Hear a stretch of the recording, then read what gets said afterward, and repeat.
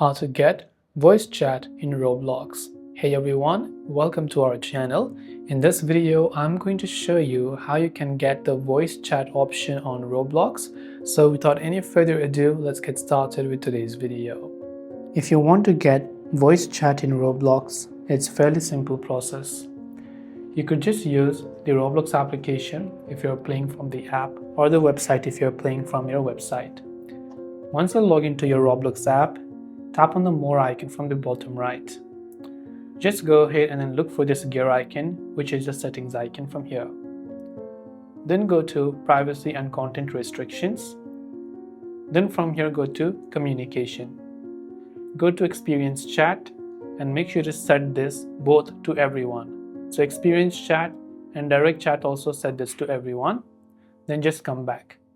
Then go to Party and set this to Friends, and Group Party also to Friends. Go to Camera Input, turn on Camera Input. If you have microphone option here, go to Microphone option and make sure to turn on that microphone input as well. That way you will get voice chat on Roblox. I hope the video helped you. If you have any questions, feel free to leave them down. Thanks for watching and see you in the next video.